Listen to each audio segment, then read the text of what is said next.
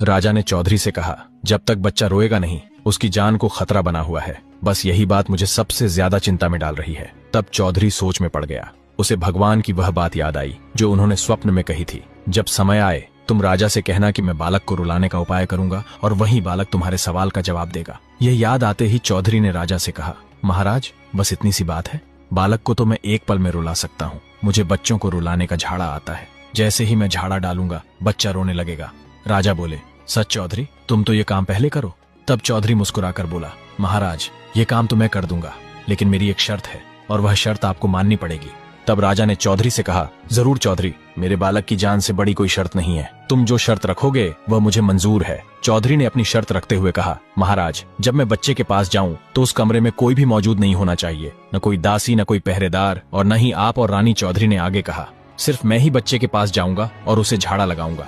कोई भी अंदर आने की कोशिश नहीं करेगा और न ही कोई मुझे कहीं से देखने का प्रयास करेगा, वरना उसका परिणाम अच्छा नहीं होगा। तब राजा ने कहा, चौधरी मुझे तुम्हारी यह शर्त मंजूर है। तब राजा ने अपने एक सेनापति को बुलाया और कहा, मेरे पुत्र वाले कक्ष में जितनी भी रानियां और दासियां हैं सबको बाहर निकाल दो और कह देना कि यह राजा का आदेश है।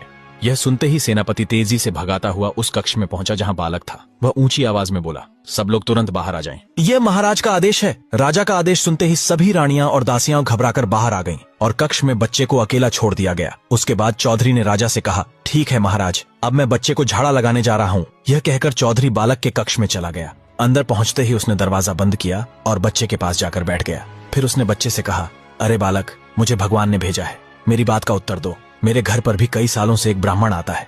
मैं उसे रोज 2 रोटी का आटा देता हूँ। अगर मैं उसे देता रहूं तो मुझे क्या पुण्य मिलेगा, और अगर मैं देना बंद कर दूं तो मुझे क्या पाप लगेगा। ये सुनते ही बालक बोल उठा, तोलाराम के घर एक सुवर्णी ने बच्चे को जन्म दिया है, वही बच्चा तुम्हारे इस सवाल का जवाब देगा। इतना कहते ही बालक जोर जोर से रोने लगा। रोने की आवाज सुनकर चौधरी ने दरवाजा खोला और ऊंची आवाज में बोला, महाराज बच्चा रोने लगा है, जल्दी आ जाइए। आगे क्या हुआ यह जानने के लिए चैनल को सब्सक्राइब कर कमेंट में नेक्स्ट पार्ट जरूर लिखें।